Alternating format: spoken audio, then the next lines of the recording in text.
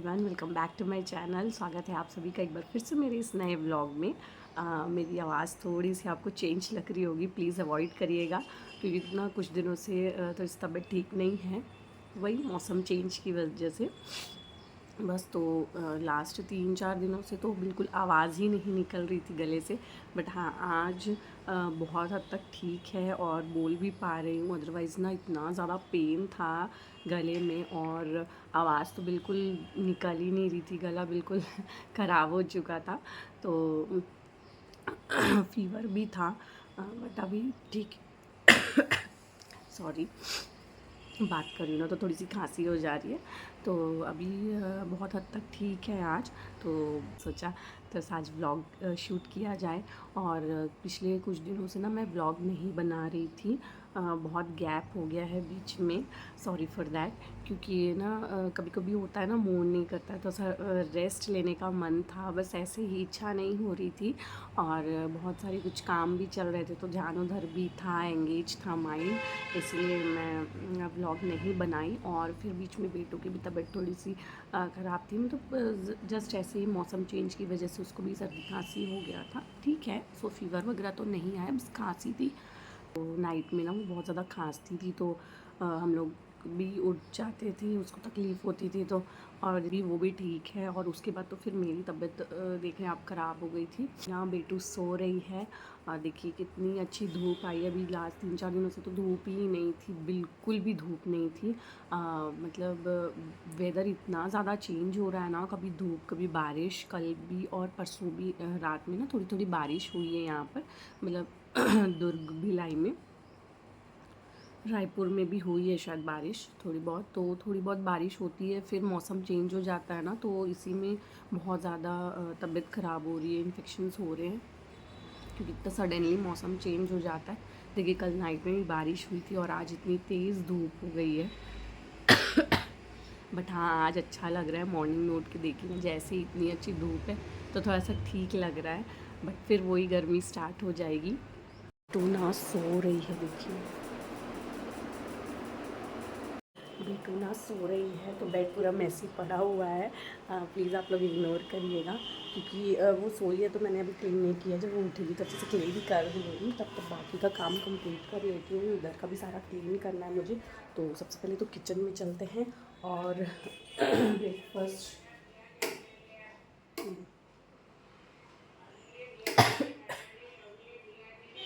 और ब्रेकफास्ट की तैयारी करते हैं। मैंने लाइट्स ऑन कर दी हैं। वैसे तो इतनी ज़्यादा लाइट आती है ना यहाँ वाली, इस विंडो से लाइट अच्छी आती है। बट हाँ, जब मैं ब्लॉगिंग करती हूँ ना तब फिर तभी इस लाइट की भी ज़रूरत पड़ती है थोड़ी सी, तो मैंने ऑन कर दिया है इसलिए।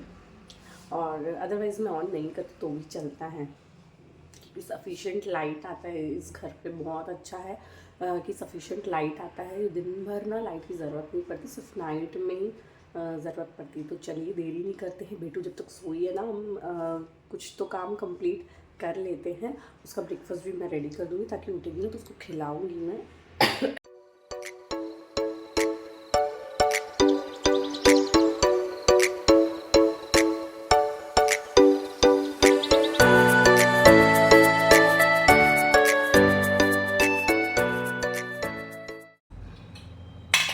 आज मैं बनाने जा रही हूँ चना दाल की करी लंच के लिए।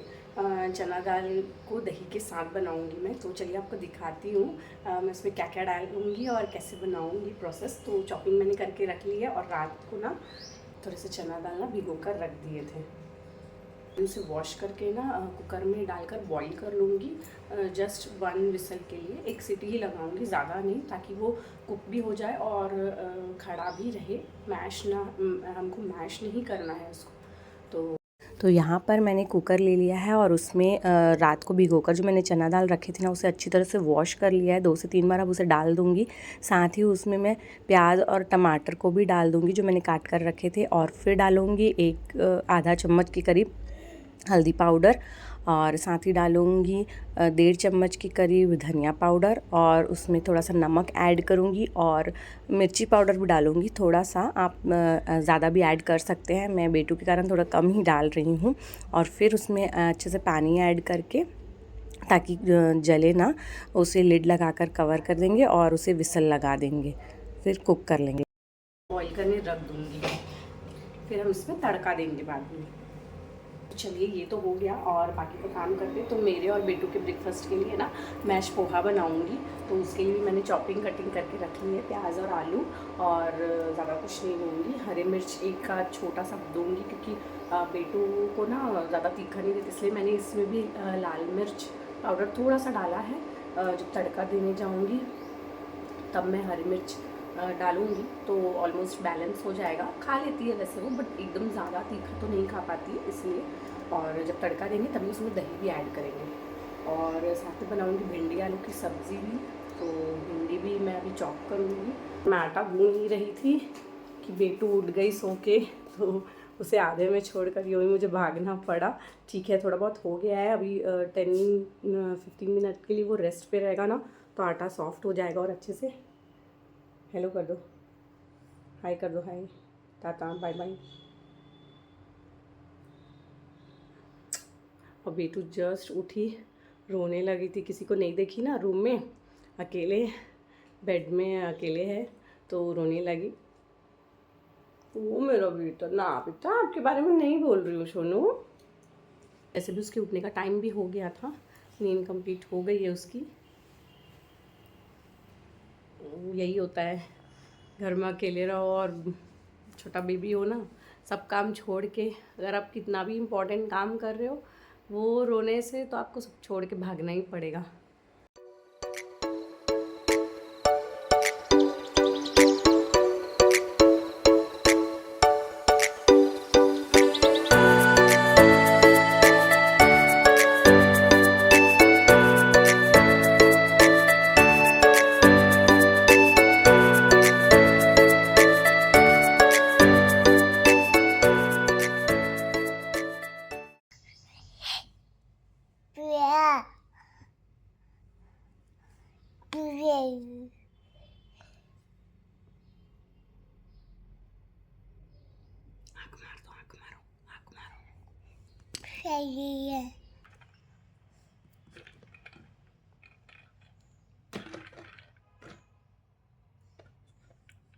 तो यहाँ पर मैं बना रही हूँ मेरे और बेटू के लिए पोहा थोड़ा सा, तो हम लोग वही खाएंगे। और बेटू को देखिए कोई नहीं है घर में, और ये मेरी गोद पर चढ़ गई है, तो इसको लेकर ही काम करना पड़ रहा है। ये लेकर गए हैं अपने साथ यहीं पास में घुमाने के लिए, और उनके आने तक मैं फटाफट से रोटी बना लूँगी, क्योंकि बाकी काम ना फिर भी हो जाता है।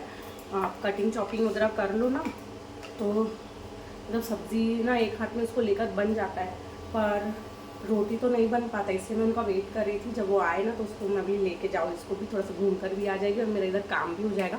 तो अभी मैं फटाफट रोटी बना लूँगी। पोहा भी मेरे और बेटू के लिए जो मैं पोहा बना रही थी वो भी ऑलमोस्ट होने को है, बस पोहा डालूँगी उसमें और थोड़ा सा सॉल्ट डालूँगी तो हो जाएगा, और ब्रेकफास्ट बन जाएगा। फिर लंच का बाद में देखेंगे, जब बेटू नहा कर सोएगी ना तब मैं लंच बना लूँगी।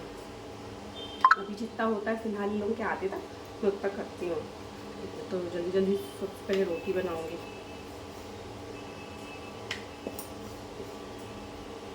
और आज ना आटा थोड़ा सा गीला हो गया, बेटू उठ गई थी उसी टाइम तो ध्यान उधर चला गया, इसी चक्कर में आटा गीला हो गया थोड़ा। पर उतना नहीं हुआ है, ठीक है, बन जा रहा है मुझे इसे रोल करते हुए।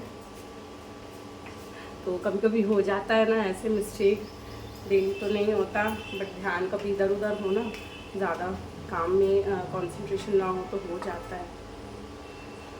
मुझे लगा था बाद में सही हो जाएगा 10-15 मिनट रेस्ट होने के बाद, पर नहीं हुआ, तो फिर गीला हो गया है। ठीक है, चलेगा।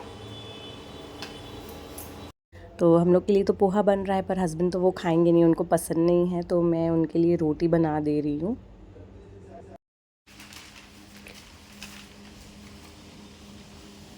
कहाँ गई थी सोनू? आज का पेपर है ना वो? नहीं, पुराना। घूमू गई थी, घूमू। मजा आया?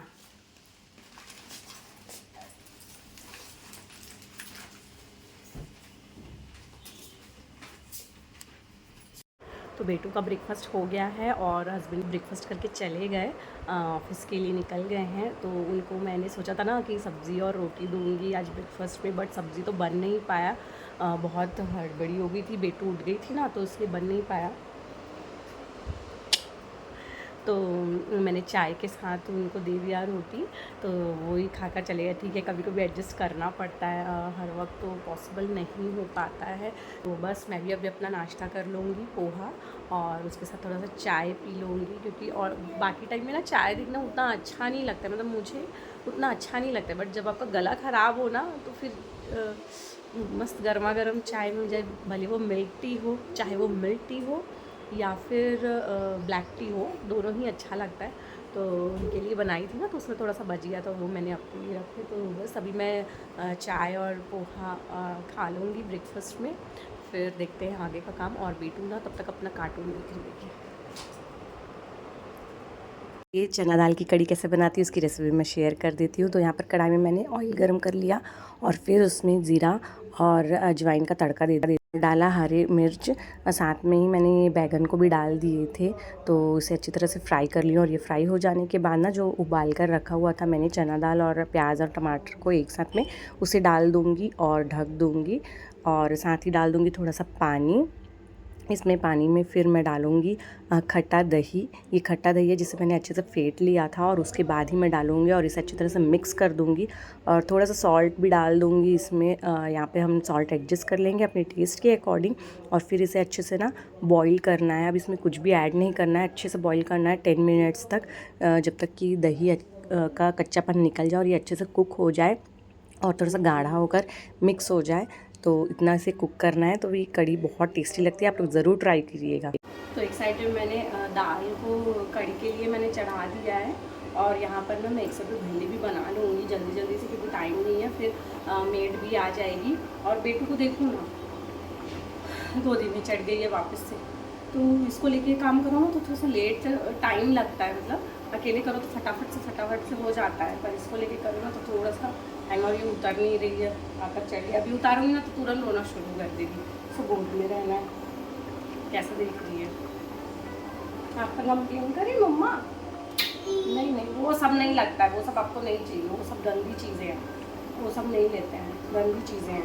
ना ना ना ना ना। अभी भिंडी की सब्ज़ी को मैं ना सिम में कर दूँगी जब तक कि कुक होगा। धीरे धीरे लो फ्लेम पे अपना स्लोली कुक होता रहेगा। मैं ना इसको ढककर चली जाऊँगी, इसको नहला दूँगी और खिला दूँगी। इसको नींद भी आ रही है, तो ये अपना कुक होता रहेगा।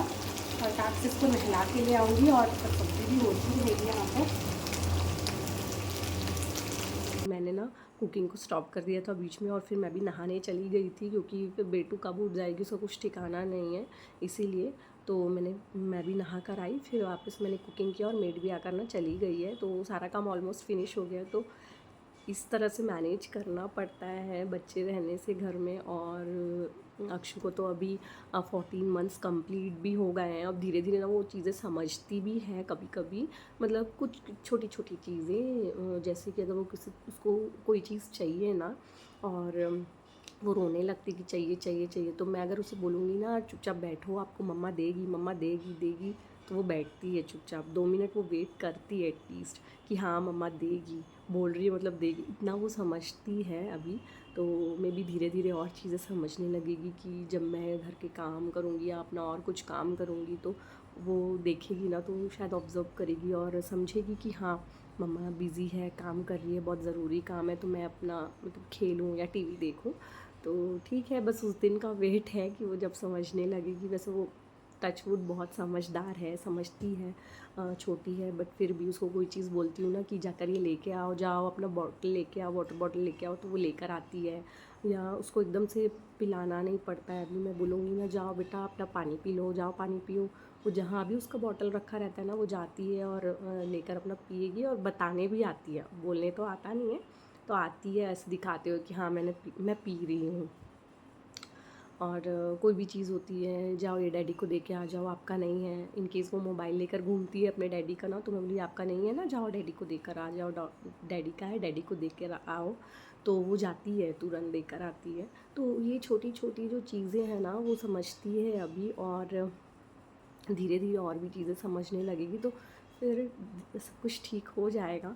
और बच्ची है अभी, क्या करे, बच्चे होने से तो वो भी नादान है, और उनको लगता है उनको लगता है ना हर टाइम मुझे कोई अटेंशन दे, स्पेशली मम्मा जिनकी मदर होती है वो मदर से ही ज़्यादा अटेंशन लेना चाहते हैं बच्चे यूजुअली।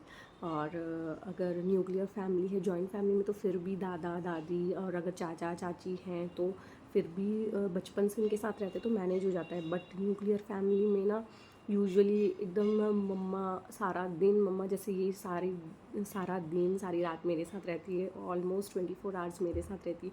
तो उसकी एक्सपेक्टेशन मेरे से इतनी ज़्यादा है ना कि मैं अगर एक कप चाय भी बनाने जाऊँ ना तो वो रोना, मतलब चिड़चिड़ाना शुरू कर देती, रोना नहीं बोलूँगी, चिड़चिड़ाना शुरू कर देती कि नहीं मम्मा कुछ नहीं करो, मेरे को देखो सिर्फ। और मैं कुछ नहीं करती हूँ, सारा दिन बस ऐसी बैठी रहती हूँ, उसको देखती रहती हूँ, वो खेलती रहती है, परेशान नहीं करती, खेलती है अपना, यहाँ पे बैठेगी, अपनी स्कूटर पे बैठेगी, अपना टीवी देखेगी, खेलेगी, डांस करेगी, गाना सॉन्ग्स लगा दो तो अपना डांस भी करती रहती है। तो ऐसा परेशान नहीं करती, उसको गोद में लेकर बैठे रहो ऐसा भी नहीं है, बस मैं यहाँ बैठे रहना चाहिए। मैं अगर यहाँ से उठी, उसको ऐसा फील होता है कि मैं उसको इम्पोर्टेंस ना देकर कुछ और काम करने चली गई, मम्मा मुझे इम्पोर्टेंस नहीं दे रही, तो वो चीज़ उसको पसंद नहीं है। वो थोड़ा सा अटेंशन ज़्यादा लेना चाहती है। सब बच्चे डिफरेंट होते हैं, तो ये थोड़ी सी इस टाइप की है। उसको अटेंशन चाहिए रहता है। अगर उसको ना देख के मैं कुछ अपना काम करूँ ना तो वो उसको पसंद नहीं आता है। मैं बैठे रहूँ बस उसको देखते रहूँ। इवन मैं मोबाइल भी देखूँगी ना कि चलो वो अपना खेल रही है, खुश है, टीवी देख रही है, कोई प्रॉब्लम नहीं है, खाना भी खा लिया, अपना खेल रही है, तो मैं थोड़ा सा अपना मोबाइल देख लूँ या कुछ कर लूँ। और टीवी में तो उसका कार्टून चलता रहता है, तो मेरे पास एक ही ऑप्शन है मोबाइल का, तो वो देख लूँ। तो वो भी उसको नहीं चाहिए कि नहीं मम्मा आप मोबाइल भी मत देखो। थोड़ा सा 2-3 बार ऐसे देखेगी मुझे, तब चेक करती है खेलते खेलते कि मम्मा क्या कर रही है। जैसे ही देखेगी मैं मोबाइल में देख रही हूँ या उसको नहीं देख रही हूँ, वो 2-3 बार नोटिस करेगी, फिर तुरंत आकर ऐसे देखने लगती है मेरे को कि क्या देख रहे हो। मोबाइल के अंदर देखेगी कि क्या देख रही है मम्मा, मतलब उसका दिमाग देखिए, वो मोबाइल में झांकती है बिल्कुल ऐसे करके कि क्या देख रही है मम्मा। तो मैं कुछ अच्छा रहता है ना, जैसे कुछ छोटे बेबीज़ का वीडियोज़ वगैरह ऐसा रहेगा ना तो उसको दिखाती हूँ, वो खुश हो जाती है छोटे बेबीज़ का वीडियो वगैरह देखकर या फ़ोटो देखकर। बट अगर ऐसा और कुछ रहता ना तो मैं उसको मोबाइल उतना भी देती नहीं हूँ ना, उतना क्या देते ही नहीं हैं हम लोग दोनों, ना उसके डैडी ना मैं मोबाइल नहीं देती, तो मैं हटा देती हूँ। तो वो समझ जाती है कि नहीं मैं नहीं देखना है, मैं हटा देती हूँ ना, तो फिर वो गुस्सा करने लगती कि मेरे को नहीं, गुस्सा करने लगती कि नहीं मेरे को नहीं देख रही है, मोबाइल देख रही है अपना बैठ के। तो चिड़चिड़, थोड़ा सा रोने जैसा, चिड़चिड़ जैसा करती है। फिर मैं समझ जाती हूँ कि नहीं इसको भी अटेंशन चाहिए और मैं मोबाइल नहीं देखूँ, तो मैं मोबाइल बंद करके साइड में जैसे ही रख दूँगी, फिर वो अपने में मस्त खेलने चली जाएगी, थोड़ा देर बैठेगी गोद में। कभी कभी तो नहीं भी बैठती है, जैसे ही मैं मोबाइल रख दूँगी फिर वो अपने में खेलने लगेगी, टीवी देखेगी। कोई मतलब मैं कुछ ना करूँ, ना किचन का काम, ना मोबाइल, ना अपना और कोई काम, मतलब मैं कुछ ना करूँ, सिर्फ़ और सिर्फ बैठ के उसको देखती रहूँ, ये उसको चाहिए। ऑलवेज़ मम्मा मतलब आँख गड़ाए उस पे बैठे रहें, उसको यही पसंद है। तो बस ऐसे ही है। अच्छा भी लगता है कि आपका बच्चा आपको इतना अपने करीब महसूस करता है, अपने करीब फ़ील करता है और अपने पास रहे ऐसा सोचता है। तो बट कभी कभी ना थोड़ी सी प्रॉब्लम भी हो जाती है, मुश्किल होता है, काम करना हो या और कुछ बहुत इम्पोर्टेंट काम हो, आपका घर का काम हो, तो थोड़ा सा मुश्किल लगता है, बट ठीक है, नहीं हो मैनेज हो जाता है।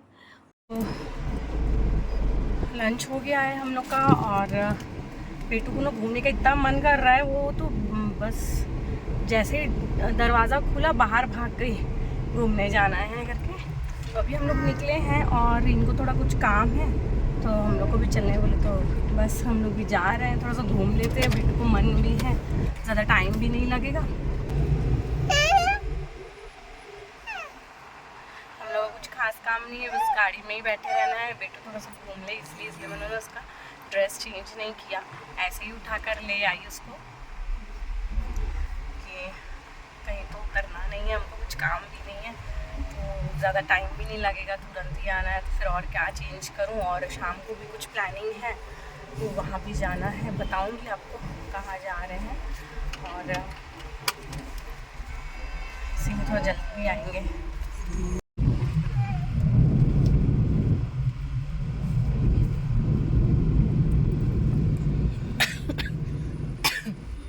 बेटा आपका टीथ कहाँ है? टीथ दिखाओ, टीथ। Very good. बेटू तो अपना टीथ पहचानती है। तो ये है एक शॉप, और यहाँ पर क्या होने वाला है, किसका शॉप है, ये सारा डिटेल मैं आप लोगों को ज़रूर बताऊँगी मेरे नेक्स्ट व्लॉग में।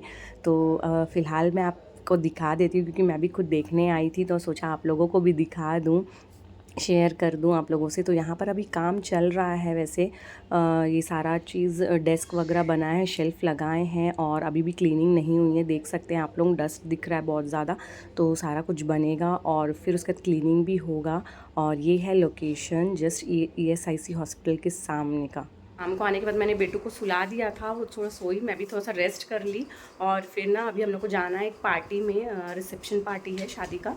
तो बस इसीलिए रेडी हो गए हैं, बेटू भी रेडी हो गई है, हस्बैंड भी रेडी है, तो तीनों जा रहे हैं। चलिए चलते हैं, ऑलरेडी बहुत लेट हो गया है। बेटू को रेडी करते करते ही ना हम लोग लेट हो गए, हम लोग से ज़्यादा तो इन मैडम का मेकअप रहता है। और अभी वॉक कर रही हैं, दिखाती हूँ मैं आपको।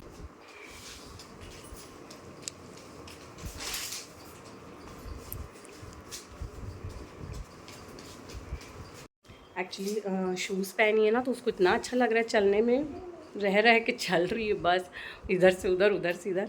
तो चलिए चलते हैं, काफ़ी लेट हो चुका है ऑलरेडी, 8:30 हो गया है, और पहले निकलने वाले थे हम लोग, पर एज़ यूजुअल। चलो चलो।